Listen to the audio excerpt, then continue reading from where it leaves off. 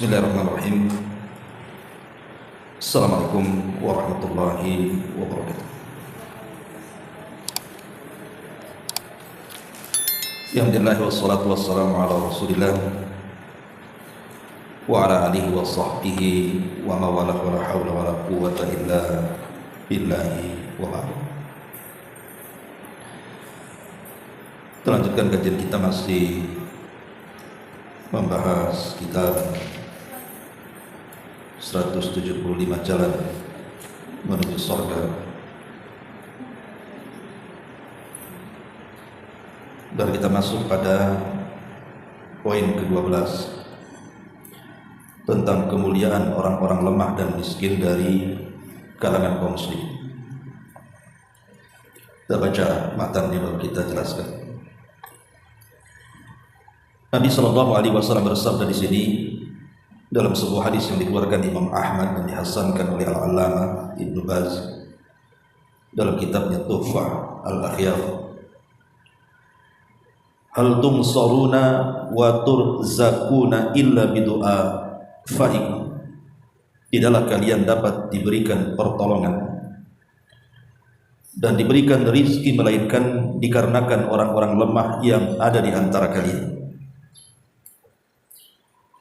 Dan Nabi SAW bersabda, "Rubba ash'atha madfu'in bil abwab, law aqsama 'ala Allahi la abarra."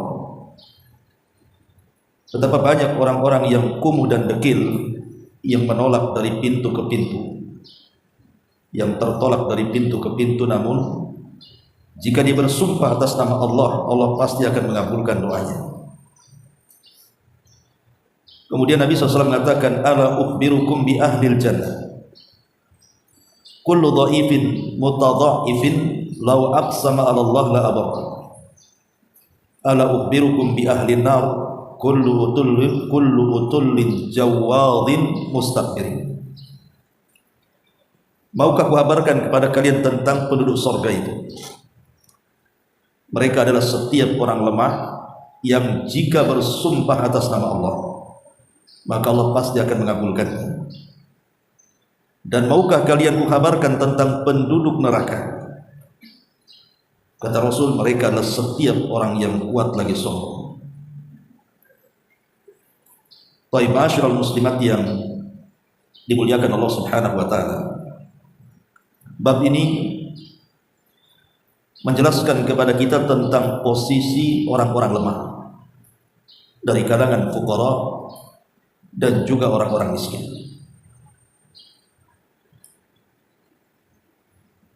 Banyak keutamaan sebenarnya yang Allah Subhanahu wa taala anugerahkan kepada para fuqara wal masakin ini. Jadi tidak perlu sedih kalau seandainya Allah Subhanahu wa taala takdirkan kemudian di antara kita ini boleh jadi serba kekurangan. Karena ada keutamaan besar di balik orang-orang fakir dan miskin ini. Sebut saja yang pertama, kita tahu bahwa dengan adanya orang miskin itu dan juga orang fakir, maka timbullah apa yang disebut dengan syariat zakat dan juga sedekah. Kalau tidak ada orang fakir, orang miskin, kemana kita akan bersedekah? Artinya dengan keberadaan mereka, kita bisa orang-orang yang diberikan harta itu mendulang pahala dengan cara bersedekah kepada mereka. Ini yang pertama. Jadi disyariatkannya zakat dan diwajibkannya terhadap orang kaya ini karena adanya orang-orang miskin dan juga para fuqara. Kemudian yang kedua, kebanyakan pengikut para nabi, pengikut para rasul, itu lebih banyak orang-orang fakir dibandingkan orang-orang kaya. Dan itu dialami oleh Nabi kita Muhammad SAW sendiri di permulaan dakwahnya. Hampir yang ikut seruan Rasul di permulaan dakwah itu rata-rata orang-orang susah, seperti Bilal ibn Rabah, kemudian juga Khabbab ibn Arab, Abdullah ibn Mas'ud, Zunairah, banyak, hampir semua dari zaman ke zaman diutusnya para nabi dan rasul, rata-rata para pengikut para nabi dan rasul itu kebanyakan orang-orang lemah dari kalangan fuqara wal masakin. Karena mereka lebih cenderung mudah untuk didakwahi dibandingkan orang-orang kaya. Bahkan sebaliknya, justru para penentang para nabi dan rasul itu kebanyakan dari orang-orang kaya. Ini yang kedua. Kemudian yang ketiga, di mana Allah Subhanahu wa taala memerintahkan kepada para nabi, termasuk nabi kita Muhammad sallallahu alaihi wasallam, untuk mencintai para fuqara wal masakin. Bahkan dijadikan satu amalan besar dalam Islam ketika kita ini mencintai mereka dengan cara menolong dan membantu hajat-hajat mereka.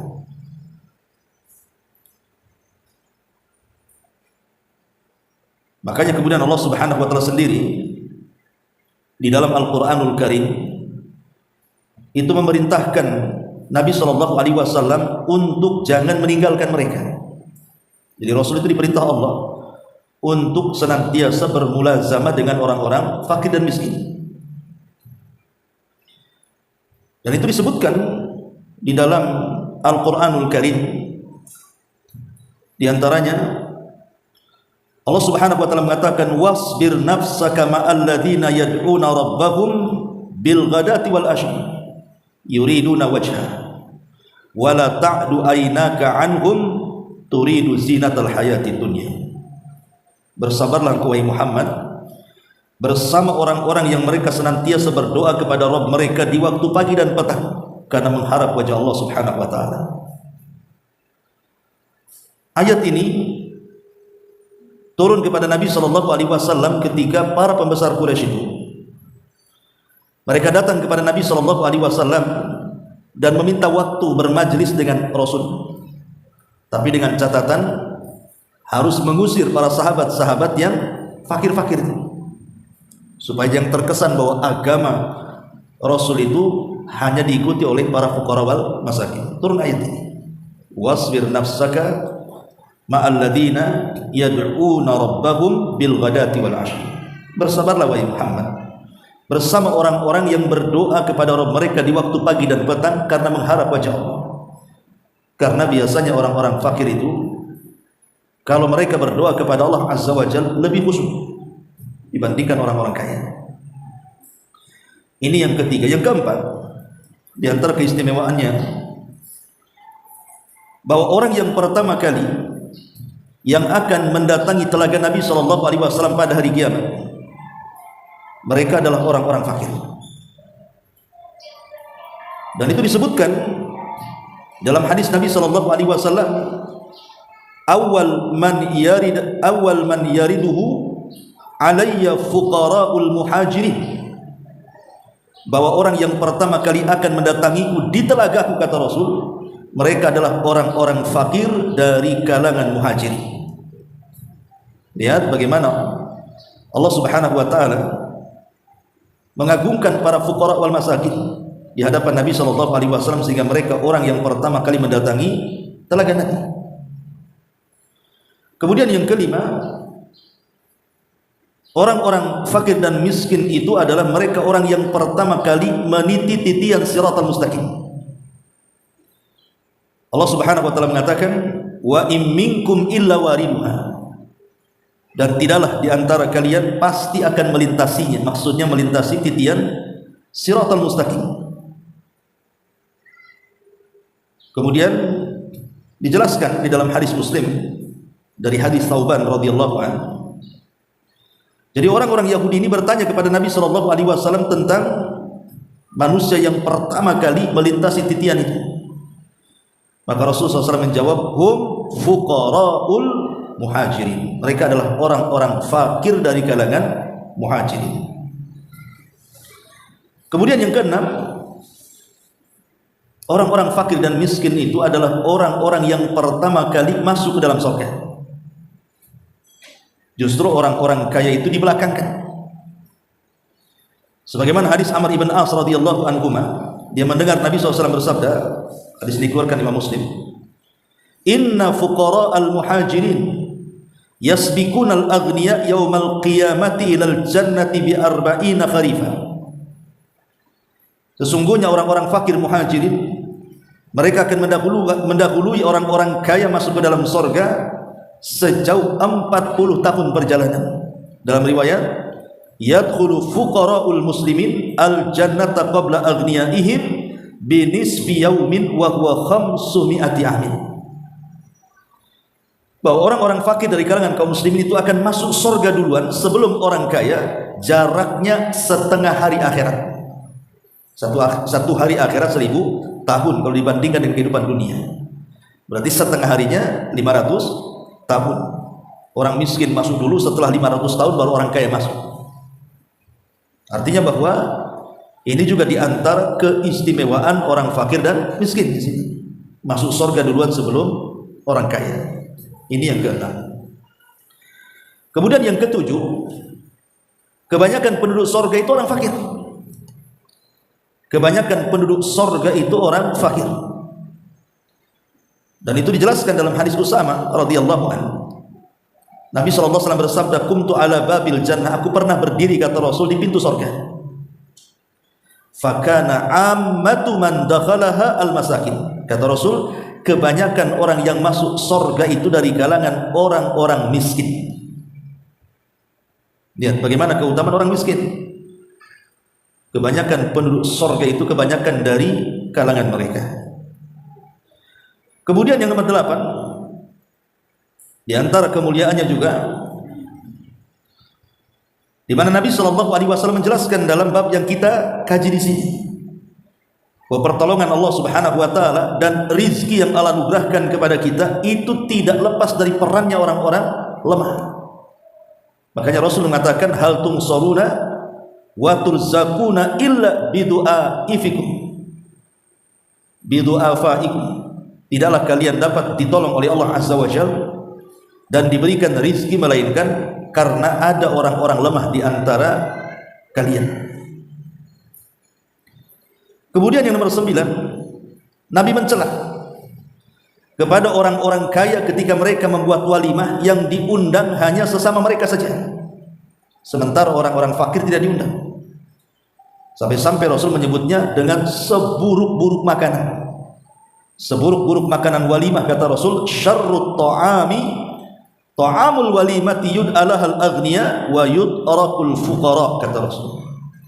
Seburuk-buruk makanan adalah makanan yang terdapat dalam walimah yang hanya diundang di dalamnya orang kaya dan ditinggalkan orang fakir. Lihat di sini, sampai Rasul mencela kepada orang-orang kaya yang menelantarkan orang-orang fakir dalam masalah undangan makan walimah saja. Sampai seperti itu, menunjukkan kemuliaan orang-orang fakir dalam Islam. Ma'asyiral muslimin, muslimat yang dimuliakan Allah Subhanahu wa taala. Bahkan boleh jadi sebab datangnya rizki kepada kita itu karena ada orang fakir di sekitar kita yang ibu tolong dia. Makanya ada 2 orang sahabat bersaudara, yang satu thalabul ilmi, yang satu pengusaha. Yang pengusaha ini setiap hari dia mendanai saudaranya yang sedang thalabul ilmi. Dia tidak bekerja, hanya belajar saja.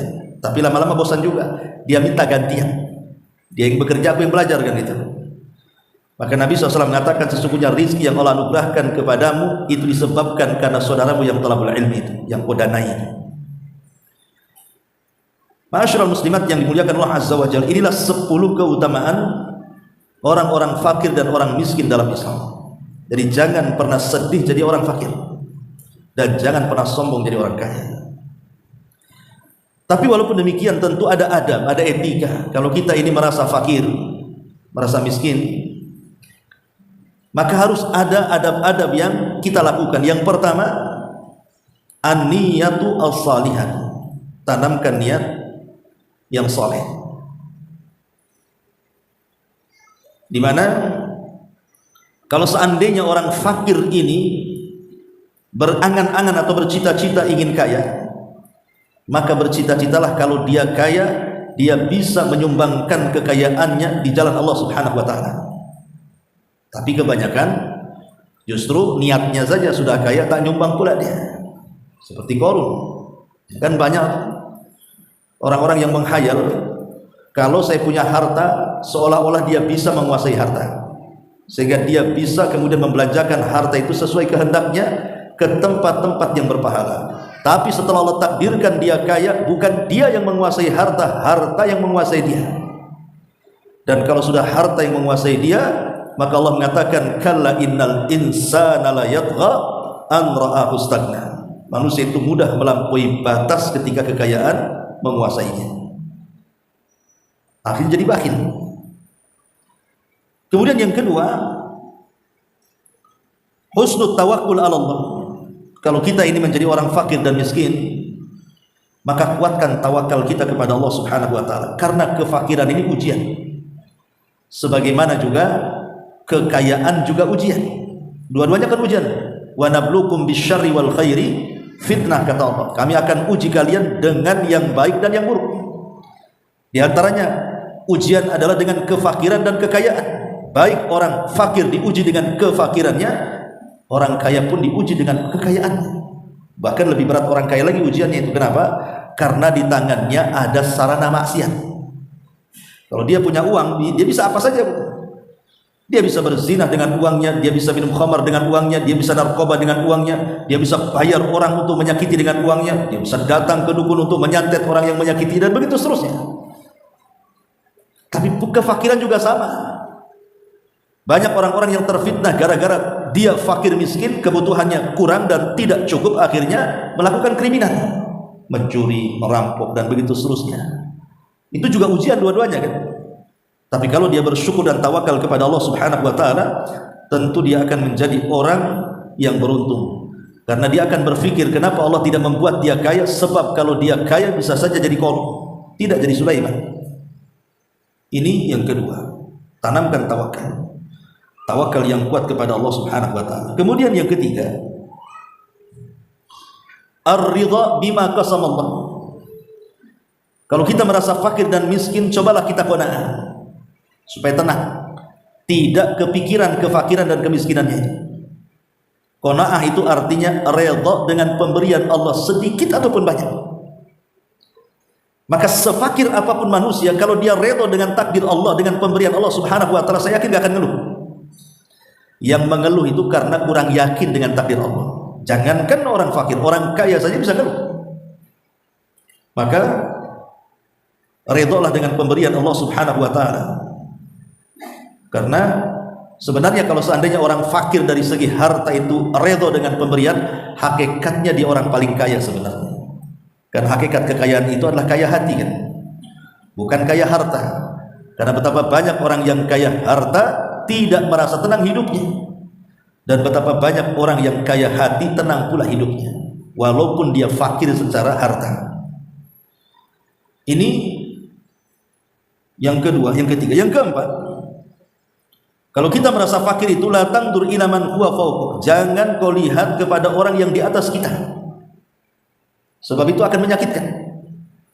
Orang kalau sudah tahu susah, fakir, miskin, yang dilihat sinetron-sinetron yang ditayangkan di kota-kota besar, yang rumahnya mewah-mewah, tingkat-tingkat gitu, mobilnya megah-megah, perhiasannya nempel semua di badannya.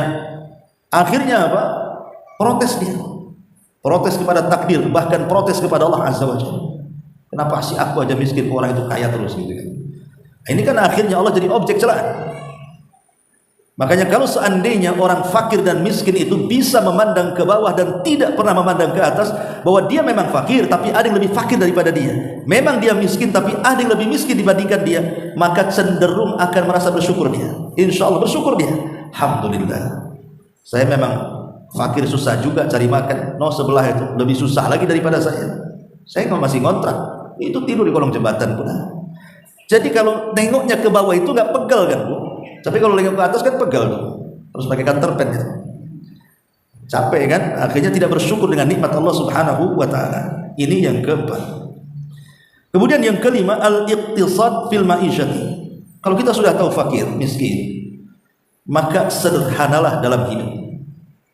Tidak perlu berpoya-poya apa yang mau dibanggakan orang-orang fakir itu. Karena Nabi SAW sampai mengatakan bahwa ada manusia-manusia itu kalau nanti pada hari kiamat tidak akan diajak bicara, tidak akan dipandang, bahkan bagi mereka adab yang pedih. Salah satunya apa? Orang fakir sombong. Udah fakir sombong lagi, apa yang mau disombongkan? Kalau dia kaya sombong wajar, kekayaan dia bisa sombongkan. Pejabat sombong, dia bisa sombong dengan jabatan. Dia pejabat bukan, orang kaya bukan, pengusaha bukan, memang orang kere, miskin, fakir gitu ya. Apa yang disombongkan? Masa sombong dengan kefakiran? Nah, maksudnya kan? Makanya kata para ulama, kalau ada orang kaya sombong dengan orang fakir sombong, maka dosa orang fakir sombong lebih besar dibandingkan orang kaya sombong. Kenapa? Karena orang fakir sombong itu tidak ada penyebab kesombongan. Kenapa dia sombong? Kalau orang kaya kan ada penyebabnya, kan ada harta. Ya. Maka kalau kita fakir itu harus sederhana dalam hidup. Jangan poya-poya, kalau dapat duit langsung dihabiskan. Kemudian juga yang nomor 6, at-ta'affuf was-sa'yu ilal kasbil halal. Kalau kita merasa fakir, merasa miskin, kalau bisa itu jaga kehormatan. Jangan sampai meminta-minta. Karena alasan orang-orang yang meminta-minta itu salah satunya karena kefakiran kan. Ya memang boleh. Dalam tempo-tempo tertentu itu orang boleh meminta-minta. Tetapi bukan berarti dijadikan segalanya. Dijadikan pekerjaan dia meminta-minta itu tak boleh. Karena meminta-minta yang dibolehkan itu hanya sekedarnya saja untuk memenuhi kebutuhan perutnya saja. Kalau sudah punya pekerjaan, tak boleh lagi minta-minta. Itu pun harus disaksikan orang-orang yang adil bahwa memang si fulan itu miskin. Harus disaksikan orang. Yang menyaksikannya memang orang dipercaya gitu ya. Bukan settingan. Jadi orang, kalau kita tahu kita ini fakir miskin, maka cobalah menjaga kehormatan untuk tidak meminta-minta dan biasakan bekerja keras untuk mencari yang halal bagi hidupnya. Ini yang keenam. Kemudian yang ketujuh, banyak berdoa supaya bisa istiqomah. Banyak istighfar supaya tidak terjerumus kepada dosa. Jadi yang dilakukan orang fakir pertama, banyak berdoa supaya istiqomah dan banyak istighfar supaya jangan masuk ke kubangan dosa. Karena biasanya kalau fakir itu sampai kemudian melilit kehidupannya, tak jarang orang-orang fakir ini akhirnya meninggalkan kewajiban. Dia tidak sholat, alasannya apa? Capek kerja, untuk makan besok aja apa yang mau dimakan gitu. Padahal sholat itu tidak menghalangi rezeki sebenarnya.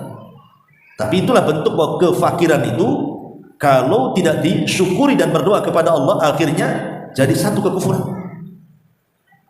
Dan juga banyak-banyak istighfar. Karena biasanya kriminal-kriminal yang terjadi dari perampokan, gosok, pencopetan dan yang lain sebagainya, itu dilakukan orang fakir itu.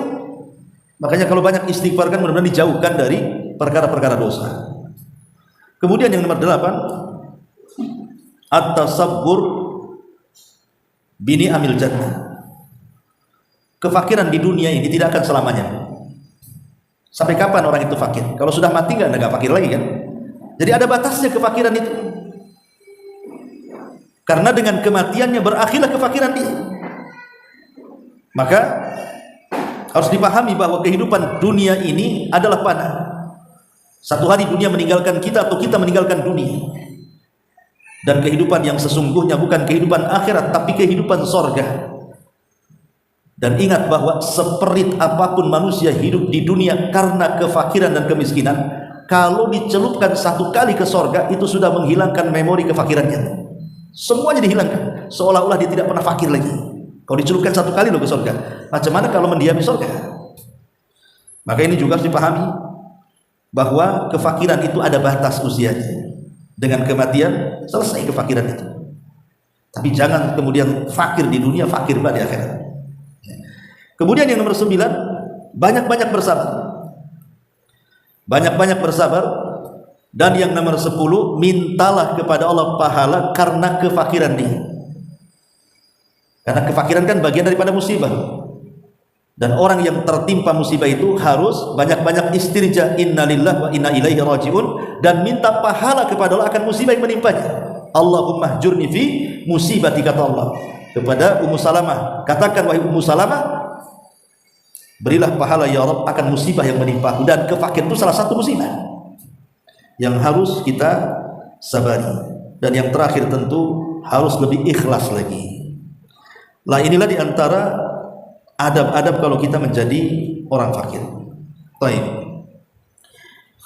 Di sini Nabi Shallallahu Alaihi Wasallam mengatakan dalam bab yang kita kaji di sini, hal tungsaruna wa turzakuna illa bidu'afaikum. Tidakkah kalian dapat diberikan pertolongan dan diberikan rizki melainkan karena orang-orang lemah yang berada di sekeliling kalian. Ma'asyiral muslimat yang dimuliakan Allah Subhanahu wa taala. Sebenarnya hadis ini ada asbab nuzulnya. Jadi ada seorang sahabat namanya Sa'ad bin Abi Waqqas. Sa'ad bin Abi Waqqas. Jadi Sa'ad bin Abi Waqqas ini membanggakan dirinya karena dia termasuk orang yang berkecukupan. Jadi Sa'ad bin Abi Waqqas ini merasa bahwa dia berada di atas kecukupan. Jadi ketika kemudian dia memandang dirinya yang penuh dengan karunia yang Allah berikan kepada dia, kemudian melihat orang fakir, seolah-olah dia meremehkan. Seolah-olah bahasanya begini, ibu kaya gitu ya, kemudian punya tetangga fakir. Jadi ibu kalau mandang mereka itu seolah-olah meremehkan, nggak mempedulikan, dan itu banyak seperti itu. Banyak sekali di masyarakat yang seperti itu kan.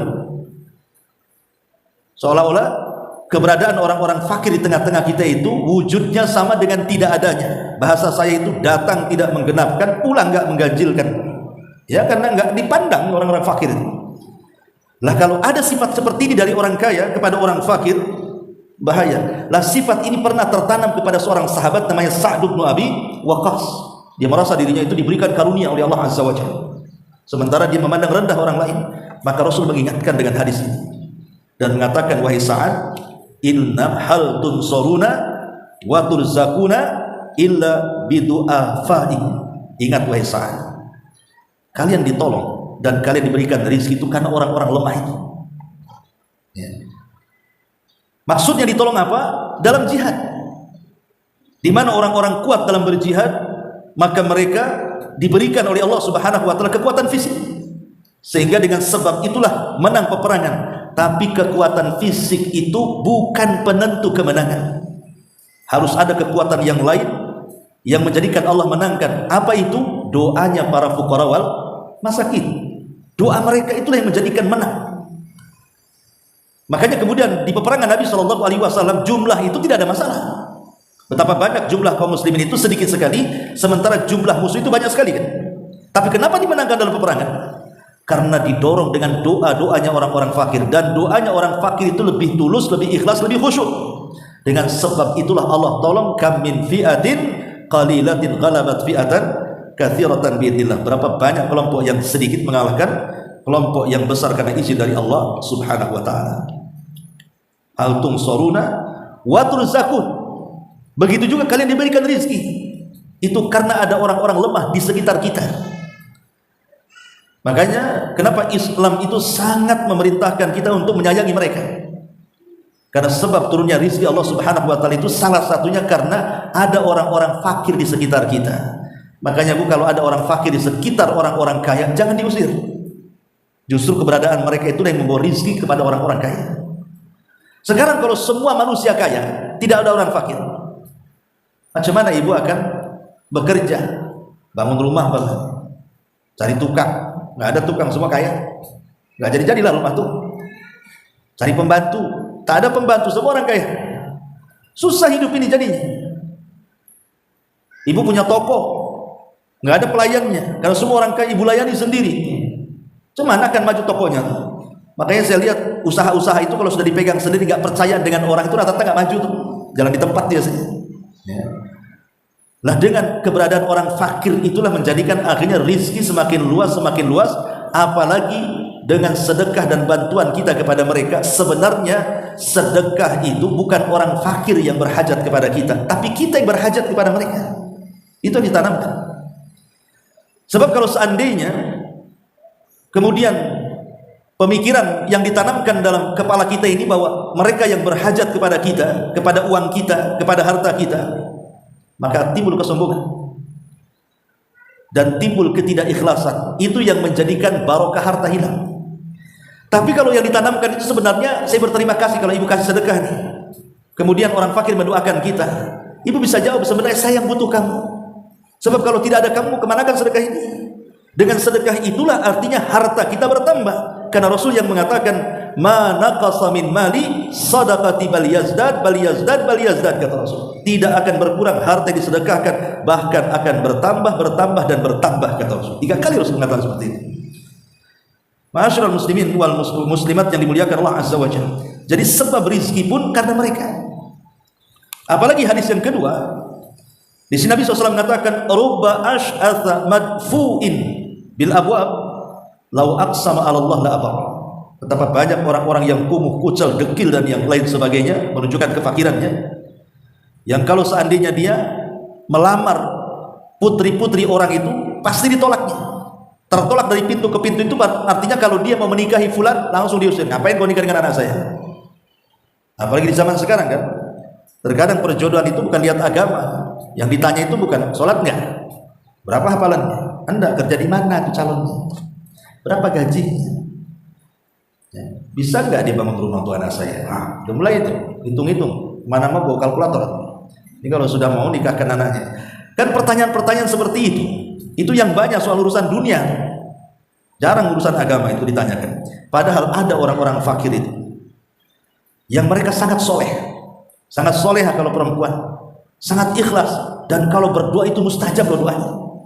Saya contohkan, di zaman Nabi SAW ada seorang sahabat namanya Julaibib. Julaibib ini lama lawalajah, kata ulama, tidak punya harta dan tidak punya kehormatan. Hidupnya sendiri, tidak punya rumah, dia tidur di mana saja. Atap rumahnya langit, permadaninya yaitu bumi itulah. Dia pun kalau mau makan dan minum pun terkadang menunggu pemberian daripada orang lain. Itulah Julaibib. Dan orang jarang yang kenal Julaibib di zaman itu.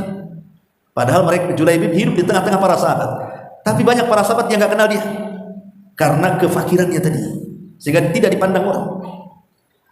Sehingga satu hari Julaibib ini lewat, Nabi SAW sedang berkumpul bersama para sahabatnya. Pas lewat dipanggil sama Nabi, "Ta'al ya Julaibib, sini Pak Julaibib." Kata Julaibib, "Labbaika ya Rasulullah." Aku penuhi panggilan wahai Rasul. Ada apa wahai Rasul? Kata Rasulullah, "Hala tatasawwaj." Julaibib, maukah kau menikah? Kata Julaibib, "Ya Rasulullah, wanita mana yang mau menikah dengan?" Julaibib tidak mengatakan, "Aku tidak punya harta untuk menikah Rasul, aku tidak punya uang untuk menikah Rasul." Enggak. Julaibib hanya mengatakan, "Wanita mana yang mau sama aku?" Gitu. Seolah-olah sudah putus asa. Artinya kalaupun punya duit, wanita mana yang mau sama aku? Gitu. Pertama, dia hitam orangnya, jelek rupanya, pendek orangnya, keriting rambutnya, miskin papa, tidak punya rumah. Mau ibu sama Julaibib? Sahabat Nabi mau lah, sahabat Nabi. Tapi kalau hidup Julaibib di zaman sekarang, saya yakin sampai kiamat 2 kali pun ibu tidak mau. Dan jelek, miskin lagi, banyak utang lagi. Balik ke kisah. Jadi Nabi SAW akhirnya bertanya, "Wahai Julaibib, maukah kau menikah?" Kata Julaibib, "Wanita mana yang mau menikah dengan wahai Rasul?" Maka Julaibib pergi. Keesokan harinya dipanggil lagi oleh Nabi SAW. Pertanyaannya sama, tapi jawabannya juga sama. "Wanita mana yang mau sama aku wahai Rasul?" Sambil nadanya agak keras dia, karena udah mulai jengkel. Ketiga kalinya dipanggil lagi dengan pertanyaan yang sama. Marahlah Julaibib dan mengatakan, "Rasul, sudah aku katakan wanita mana yang mau sama aku. Sudahlah, tidak usah lagi dibicarakan soal itu." Rupanya Nabi SAW sudah mengatur skenario. Kata Rasul, "Sini Julaibib, kau berangkat ke tengah-tengah perkampungan di kota Madinah itu, masuk ke gang ini, gang itu, temui orang ini dan itu, ketuk rumahnya. Di situ ada anak gadis. Setelah engkau berjumpa dengan pemilik rumah itu dan bapak dari anak gadis itu, sampaikan kepadanya, inni rasulillah, saya adalah utusan Rasulullah." Kata Rasul, "Nikahkan putrimu denganku." Nah, itu saja.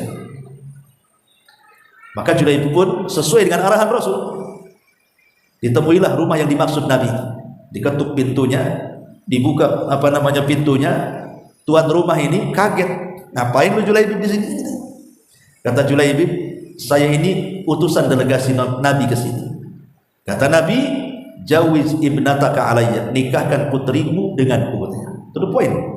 Nikahkan putrimu denganku. Ini perintah Nabi. Bapaknya mengatakan, Julaibib, apakah ada yang lain ya? Abu Bakar ke Umar, Utsman, kau pula datang ke sini gitu. Gitu. Tapi Julaibib mengatakan, tapi aku utusan Nabi. Akhirnya kemudian kata bapak ini, ya tunggu dulu lah, saya harus musyawarah dulu dengan istri saya. Dipanggilnya istrinya. Pas tengok Julaibib, sama juga, ngapain kok Julaibib di sini gitu. Kemudian suaminya ngomong sama istrinya, ini Julaibib ngaku-ngaku utusan Nabi, minta anak kita dinikahi dia. Kata istrinya, oh enggak bisa. Apa tidak ada orang lain selain Julaibib? Katanya. Menolak dua-duanya. Tapi di luar perkiraan dua orang tua ini, anak gadisnya itu ada di kamar, mendengarkan dialog antara Julaibib dengan dua orang tuanya itu. Keluar anak putrinya, tiba-tiba marah sama orang tuanya dan mengatakan, ataruddani Rasulillah. Kenapa kalian menolak kunjungan utusan Rasul sallallahu alaihi wasallam? Kalau ini perintah Nabi, nikahkan aku dengan dia, kata. Yang mau pula putrinya. Akhirnya apa? Nikahlah Julaibib dengan wanita ini. Di malam pertama, belum lagi Julaibib itu menyentuh istrinya, tiba-tiba kemudian Nabi SAW mengutus orang untuk berteriak bahwa pasukan perang sudah siap berangkat. Ya khailallahi irkabu, wahai kuda-kuda Allah, bersiaplah kalian, kita akan tempur. Berita ini menyebar di Madinah sampai ke telinga Julaibib bahwa Rasul sedang mempersiapkan pasukan. Maka dia izin kepada istrinya dan mengatakan, wahai istriku, tentu panggilan Rasul lebih utama dibandingkan panggilan malam ini. Akhirnya dia izin dan istrinya mengizinkannya, berangkat perang dia. Allah takdirkan setelah terjadi peperangan dan Allah menangkan peperangan itu, maka Rasul SAW mengumpulkan para sahabat yang masih selamat dan yang meninggal syahid. Kemudian kata Rasul, sudah lengkap kalian? Maka sahabat yang lain, sudah wahai Rasul. Kata Rasul, tidak, masih kurang satu. Sahabat tidak tahu loh Julaibib. Disangkanya Julaibib tidak ikut peperangan. Sampai ketika perang aja sahabat gak kenal dia. Kata Rasul, masih kurang satu. Kata sahabat, siapa wahai Rasul? Julaibib. Mana Julaibib? Akhirnya dicari-cari Julaibib, rupanya dia mati syahid dan di sekitarnya 7 orang musyrik dibunuh dia, terakhir dia yang mati syahid. Dan 1 orang membunuh 7 orang itu sebuah kemenangan dalam peperangan kan itu. Karena bagaimanapun kan harga tentara beda dengan harga warga sipil kan itu. Ibaratnya 1 tentara itu bisa mewakili sekian puluh warga sipil masalahnya. Jadi dengan membunuh 7 orang terakhir dengan mati syahid itu kemuliaan dalam jihad. Maka Nabi SAW langsung datang, kemudian Rasul duduk, kepalanya Julaibib diangkat ke paha Nabi, kemudian Rasul pun berdoa kepada Allah. Dan di akhir doanya dia mengatakan, ya Rabb, Julaibibu minni wa ana min. Julaibib itu bagian daripada aku dan aku bagian daripada dirinya. Lihat kemuliaan kan? Jadi di sini tidak mesti kemudian yang penampilannya compang-camping, kumel, uwel dan begitu seterusnya, yang nampaknya itu ya tidak pandai dandan. Lain kalau punya uang itu kan glowing ya, karena ada duit ya kan. Tapi kalau orang susah itu kadang-kadang nggak terawat. Tapi siapa yang menyangka bahwa di antara orang-orang miskin itu, di antara mereka ada yang rajin tahajud yang kita tidak tahu, rajin baca Quran di dalam rumahnya kita tidak tahu, rajin zikir kita tidak tahu, rajin beramal yang kita tidak punya amalan seperti dia, kita tidak tahu kan itu. Lah boleh jadi ada orang-orang miskin yang ditolak di mana-mana apabila meminta, tapi kalau sudah berdoa karena keikhlasannya, bisa saja Allah kabulkan doanya. Jadi jangan pernah remehkan orang-orang fakir, orang-orang miskin. Bahkan di sini dengan tegas Rasul mengatakan di antara penduduk surga itu adalah setiap orang lemah dan miskin. Tadi saya sudah jelaskan keutamaannya bahwa kebanyakan penduduk surga adalah fuqara al-muslimin, orang-orang fakir dari kalangan kaum muslimin. Wallahu a'lam bishawab. Ini yang bisa saya sampaikan. Tapi sebelum saya tutup, silakan kalau ada yang bertanya.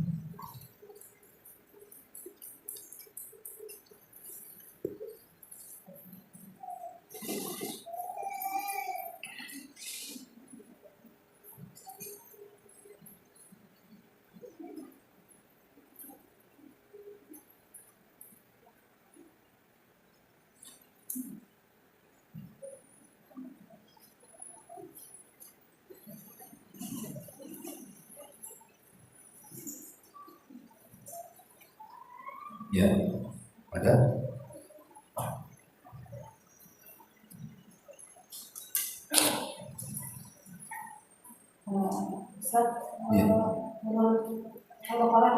mengumpulkan bersedekah itu orang tua lalu kerabat ya Ustaz.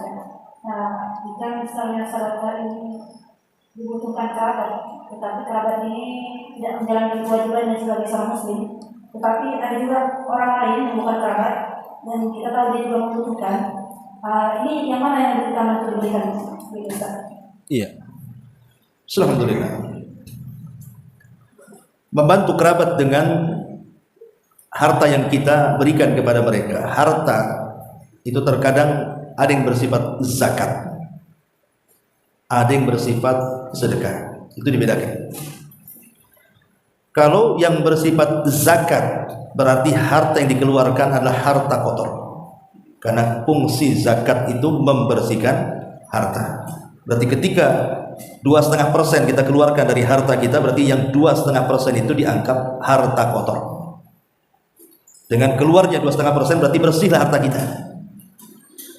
Sebaiknya Allah mengatakan sebaiknya kalau itu bentuknya zakat, apakah zakat fitrah, zakat mal atau zakat-zakat yang lainnya, jangan disedekahkan kepada keluarga, kerabat atau orang terdekat kita dalam keluarga. Karena itu harta kotor masalahnya. Masa kita kasih harta kotor? Kasihkan saja kepada orang yang tidak ada hubungan dengan kerabat. Tetapi kalau sifatnya sedekah, sedekah itu kan karena kerelaan, bukan karena kewajiban. Kalau zakat kan kewajiban, harus dikeluarkan kan itu. Tapi sedekah ini karena kerelaan. Lah kerelaan inilah dia bukan harta kotor, karena kerelaan kita. Maka kalau yang dimaksud dengan sedekah, maka silakan kita bantu dengan sedekah kita kepada kerabat kita, dan nilai sedekah itu terkadang bisa lebih tinggi dibandingkan zakat, karena zakat itu kan ditentukan 2,5% aja kan paling banyak, tapi sedekah itu kan tidak dibatasi dan bisa dilakukan setiap hari, setiap pekan, setiap bulan. Kalau zakat kan nunggu setahun baru dikeluarkan kalau sudah nasab dan haulnya itu terpenuhi. Tapi sebagian para ulama mengatakan ada orang-orang yang tidak layak mendapatkan zakat dari kalangan fuqara wal masakin. Salah satunya adalah ketika mereka meninggalkan kewajiban, seperti mereka tidak sholat. Umpamanya dia miskin, memang miskin, kasihan dia nengoknya, tapi lebih kasihan lagi dia tak sholat. Maka sebaiknya walaupun dia miskin, tapi kalau tidak sholat maka tidak berhak dia dapat zakat, dan tidak perlu juga disedekahi. Kenapa demikian? Karena meninggalkan sholat itu bisa kufur. Apalagi dikenal bahwa dia tidak pernah sholat sama sekali kan. Maka ulama jelas-jelas mengatakan barang siapa yang banyak meninggalkan sholat saja, dia sholat tapi lebih banyak meninggalkannya, itu kafir secara ijma. Apalagi yang kemudian sama sekali tidak sholat kan. Maka sebaiknya jangan sedekah ataupun memberikan zakat kepada orang-orang fakir dan miskin, walaupun mereka fakir miskin, kalau mereka meninggalkan kewajiban Allah. Masih banyak orang miskin yang rajin sholat, yang rajin melaksanakan kewajiban Allah, berikan kepada mereka ya. Kemudian sekarang pertanyaan yang ibu tanyakan, ini satu sisi kita memberikan kerabat, tapi tadi tidak melaksanakan hak seorang muslim. Ya, hak seorang muslim itu maksudnya apa? Maksudnya apakah dia, kan hak seorang muslim kan dalam riwayat ada 5, dalam riwayat ada 6 kan itu. Maksudnya hak seorang muslim di sini apa maksudnya? Apa tidak sholat? Gimana bu maksudnya? Hak seorang muslim itu Jangan sholat, Ustaz. Tidak mengerjakan kewajiban sebagai seorang muslim. Ya, betul lah. Prediksi saya berarti kan dia tidak sholat kan. Sementara ada tetangga kita yang miskin, yang tidak ada hubungan kerabat, tapi dia rajin sholat kan. Maka sebaiknya kasihkan kepada tetangga kita. Karena walaupun ada hubungan darah kerabat dengan kita, kalau tidak sholat, itu bisa kufur. Dan orang-orang kafir tidak berhak menerima itu. Makanya dalam surah At-Taubah kan dijelaskan apa namanya, asnaf, golongan-golongan yang berhak mendapatkan zakat di situ kan. Di situ tidak ada orang kafir, yang ada mu'allafatu qulubuhum, yang dilembutkan hatinya. Mungkin mu'allaf, atau mungkin dia orang kafir tapi sudah ingin masuk Islam, itu boleh ya. Tapi sebagai pelajaran, ibu boleh bantu tapi kasihlah syarat, saya kasih bantu tapi kau sholat, nah boleh, pancing aja kayak gitu, saya bantu kamu tapi mau nggak kamu sholat?